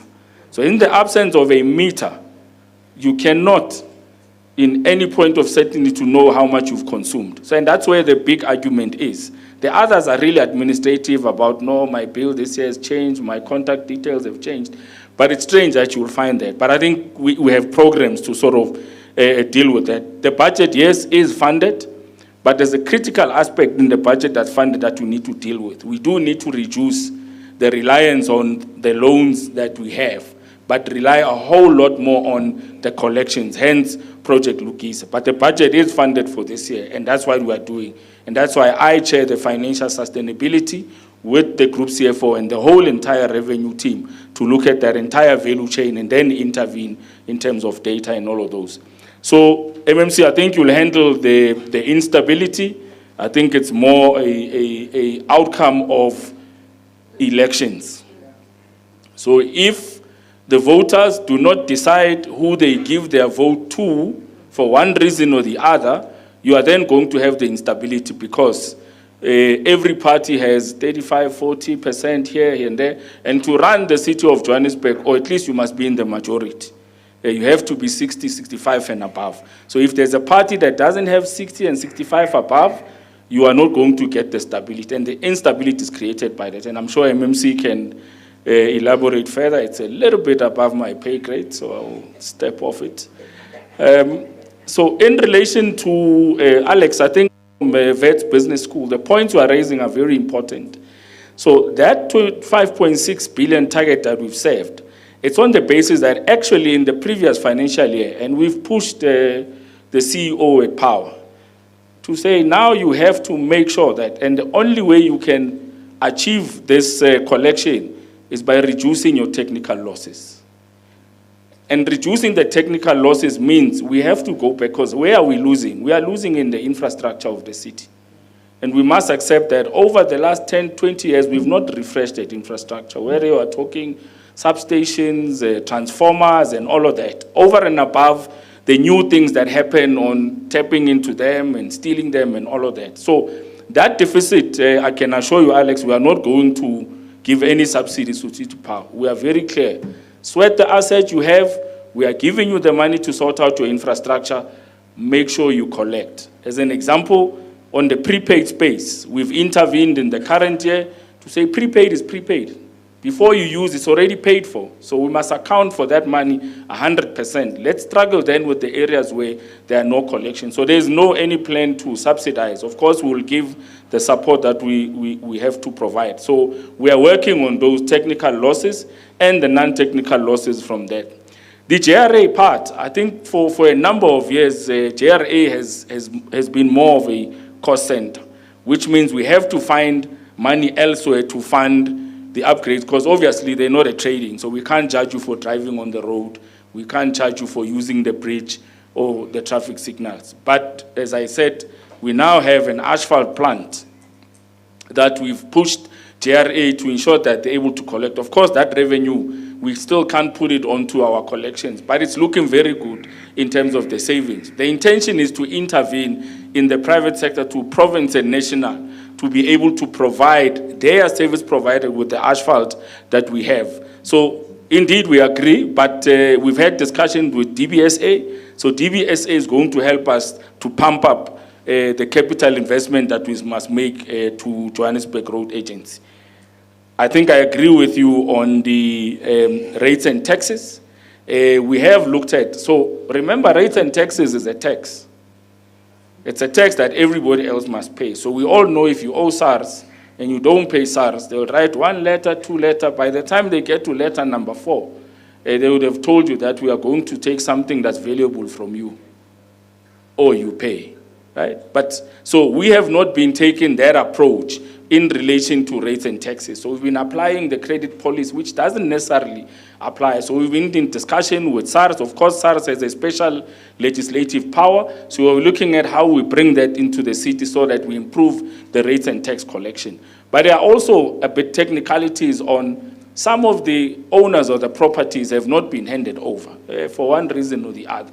So the person who's living in that facility, mainly in the previously disadvantaged areas, the owner of the property passed on 100 years ago, but they didn't pass on the title deed and. So the people who live there feel, we don't need to pay rates and taxes, and anyway, you can't chase me because I'm not on that title deed. So we have those structural issues that obviously we are looking at to resolve. Yeah, I'm not sure about the 40 billion vis-a-vis Cape Town. I think, yeah, so we're working to increase our capital investment in infrastructure. I think 2016, as I said, we had a bold plan to allocate about 100 billion to capital infrastructure. Of course, we didn't complete it, and part of it is the issues of the instability that we had, because administration changed and the focus was no longer on the 100 billion investment in infrastructure. It moved elsewhere. But that was the city's plan. If you look at the growth and development strategy, 100 billion on infrastructure, but over a 10-year period. So, but we're working towards that, and that's why we are focusing on increasing the collection. So the base of Project Lukisa is that the city must collect its own revenue. 20% loans, 80% collections. And that means we have to engage with our residents to do that. Moses, we have an SLA, we have a great partnership with UJ, VETS, and UNISA. So the research that you do, if you look at Zaid, well, Zaid has left. The growth and development strategy was developed by academia. What we did was simply put it into an implementation program. But we worked with academia to develop the growth and development strategy for the city. So we take the research that you do very serious, and that is why we have those monthly forums where we look at what is new research that has come in and how we implement. At the moment, the issue around Wi-Fi and the digital economy, we are working with academia and universities too. So I think maybe it's about how we then prioritize that and bring it to the level. In terms of technology, we agree. That technology is important to manage our performance. We are using Power BI, but we want to improve that so that we can also report. So we agree that technology is very important. In terms of the bomb squad, I think Colin, I'm sure the mayor has noted that. He'll probably add you onto the bomb squad. Economic development, I guess, for us, there's a different conversation that we must have. And maybe we would have it outside, because if I start defining what we understand and define as economic development, because it has different sectors and different levers. But how we understand it is, if the economy is thriving, the city's revenue base grows. But which sectors and areas must the city intervene to ensure that the economy grows? Which means, how do we create jobs? We agree that as the city, we can't create jobs on our own. Yes, we must create the environment, but we also have to intervene directly to create some of the jobs that we require. As an example, whether we insource some of the work that we do or whether we outsource some of it. And it's a critical balance on what do you outsource and what do you insource. Because there are things that in the constitution we must do. Hence you see the 4 areas: Johannesburg Water, City Power, JRA, and Pick It Up. Those are key areas that we must deliver as the state, as the city. And we must, all of those are insourced. We may outsource pieces of what we require, but that service is done in-house. Both the human capital, the infrastructure, and the tools is what we have in-house, and we are able to do that. So it's a bit of a delicate balance, but I think the definition of the economic, I'll take Tiwa there from UJ, because he's the prophet, he's teaching economics. So the 3 of us will have a session, and then I think we'll define it like that. And yeah, I think that's, well, in terms of, I think the last one you raised is on the corruption. It's very difficult to prove corruption. But what is important is, do you have the institutions and the mechanisms to, if it comes out, are you able to detect and are you able to respond? And the answer is yes. So that's why the city established the Group Forensic Investigation Services to investigate all allegations, because some of it is allegation and you need the evidence to prove that it has happened. So whether we can pinpoint that there's a particular department where corruption happens, that may be difficult to prove, but if we have any submissions, we are then able to investigate those. We have the Financial Disciplinary Board.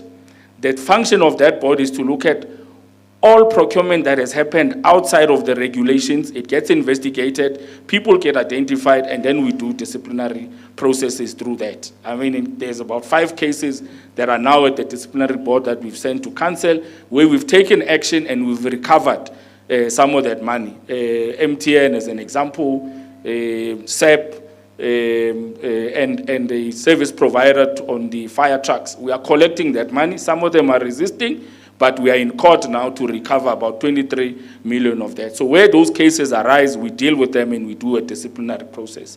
Program Director, I think those were all the questions except the one that MMC can cover. The elections. But you covered it, Sam. I think, and Ludi has left. I think when I was at the University of Johannesburg last year, explained in totality what happens, I won't say blame, but it's the electorate.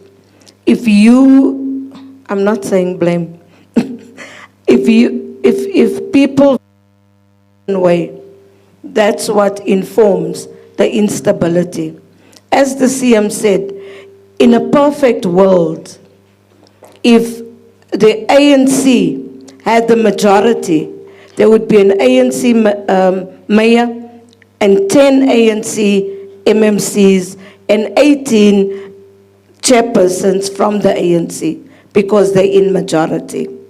But because we are in coalition, and some of us come from political parties that has only 0.33333%.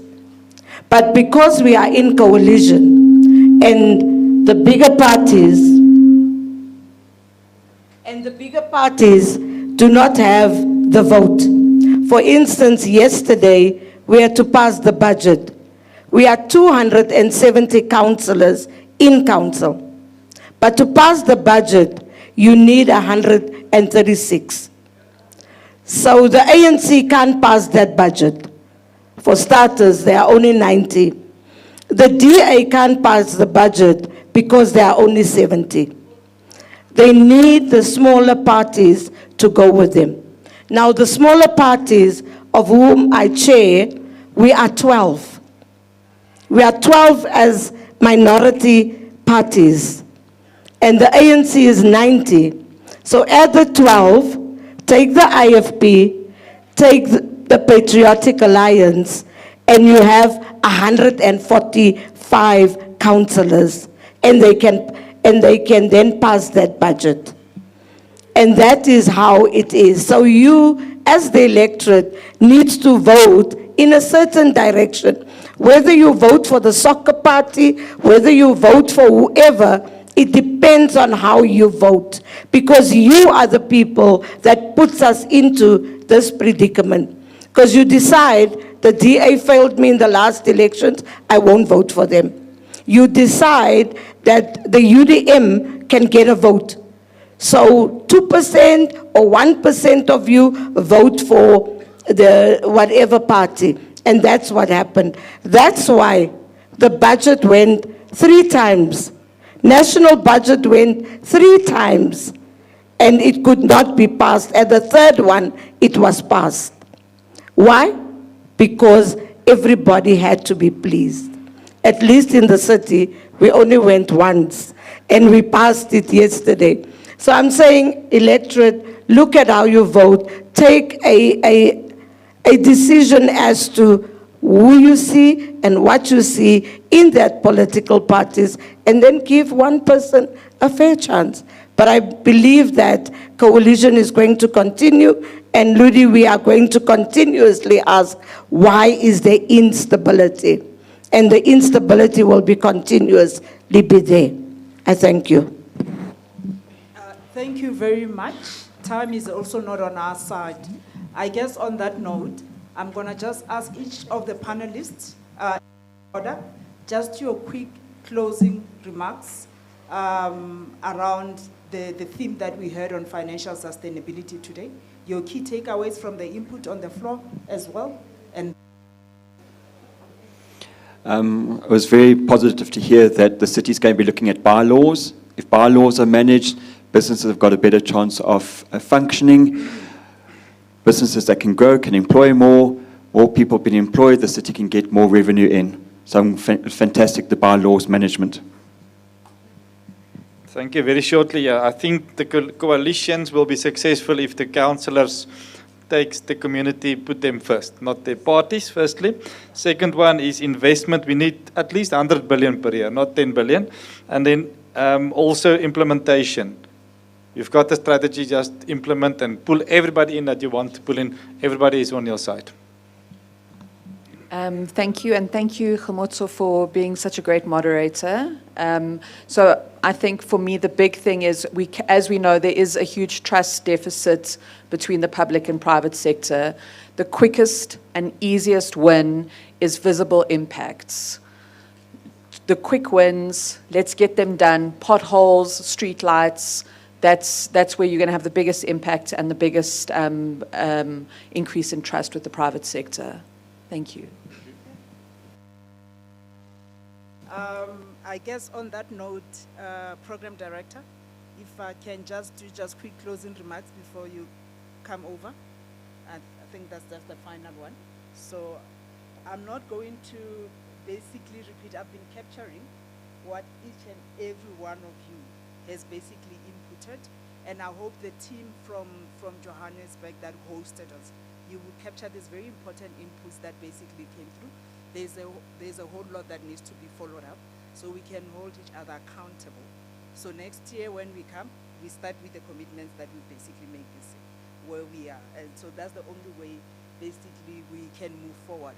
But I guess the discussion just tells us that the issue around the fiscal management, fiscal sustainability, it's a balancing act of a whole lot of different and very complex variables, but only through partnerships we can actually get far. So certainly that came out very strongly, whether it's from academia, from the private sector. You have the support and the commitment. Program Director, can I hand over to you? Thank you very much for being an amazing audience and very active, and the valuable input as well is highly appreciated. Thank you.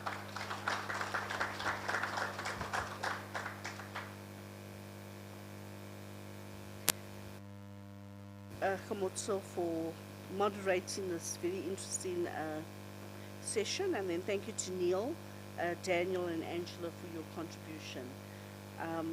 I guess there's a lot to take away, and we've got two tables. Was it one table of city officials?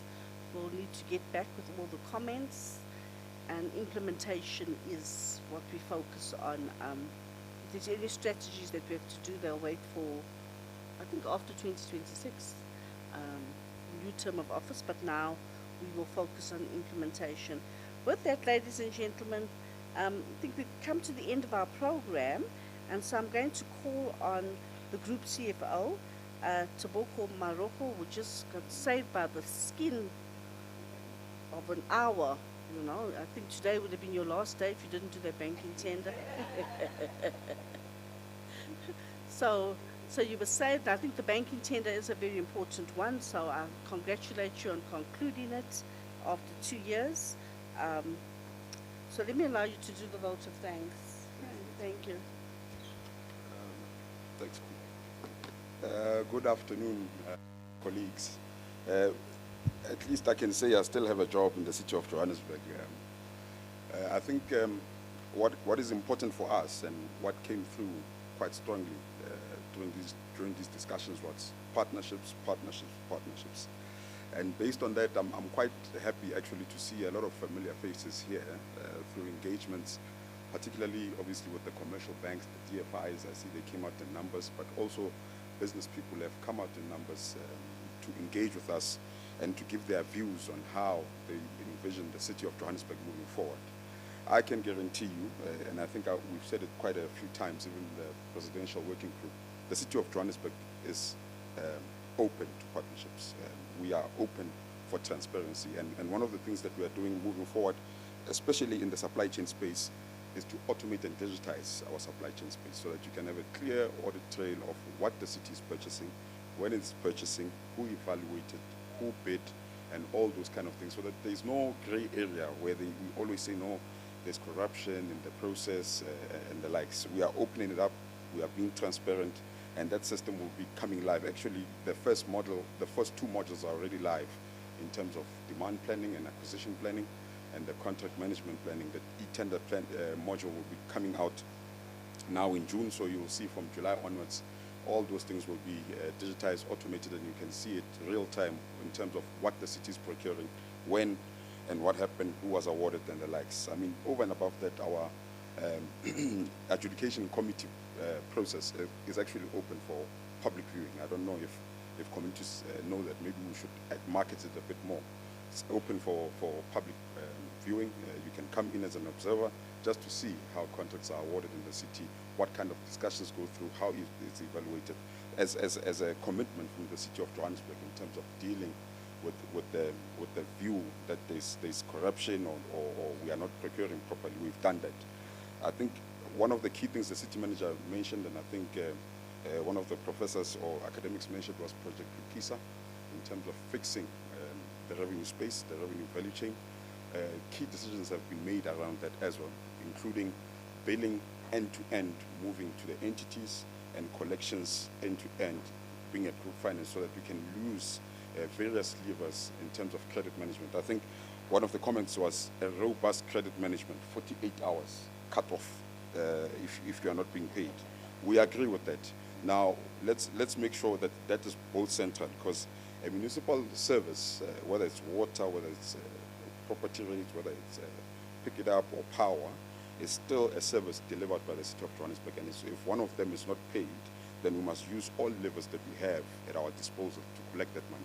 And that is the key driver towards saying, let us then centralize the entire collection so that we have one collection strategy within the City of Johannesburg, but at the same time dealing with the billing. So if there's a water issue, let the water space then take full accountability in terms of fixing those issues and the metering that the city manager spoke about that we are putting in place. Colleagues, in terms of what are we doing in the capital space, we do agree that we must be investing more, but we are in the process actually with our strategic partner, which is in this case DBSA, but I don't want to say that any other DFIs or commercial banks are not doing their work, because like I say, we actually have a lot of interactions with banks. Just 2 days ago, we also had a meeting with the Bank of America, for example. But through the DBSA, we are looking at how do we open up, like colleagues have said, the space for partnerships, but the space for funds to come into the city to fix our infrastructure. As you would know, the President just recently launched phase 2 of Vulindlela, which then focuses on municipalities in the main. And because of that, he did write straight to the DBSA to say, partner with the City of Johannesburg, open up opportunities, look at funding vehicles over and above balance sheet capacity, because the understanding is once it can work here in Johannesburg, we can replicate throughout the country. So I want to give you comfort in terms of those works are already in place. So it's something that we are not just talking about, we are already implementing, and ours is to make sure that we fast track it, so that we don't talk about 20 years' time, we are talking about now. And the impact must be felt now by our residents and by our businesses. But I think as the City of Johannesburg colleagues, Program Director, all our panelists, our convener, thank you very much for joining us, MMC, the Mayor in his absentia, we appreciate you joining us, and I think we should have more of these things, where we engage broadly in terms of the minds and ideas that we can put in place to move the cities forward. Thank you very much, colleagues. Don't run away. We are still here and network and we move forward. Thank you very much.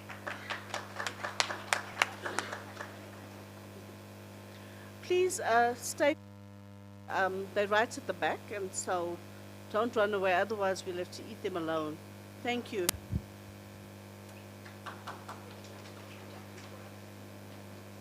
Thank you, Komotso. Can I give you the mayor's? The other day I took him to Stain City. So Stephen gave me a pack that I was given. So I saw you ready, but I thought that you had. No, that's fine. That's fine. Okay, thank you.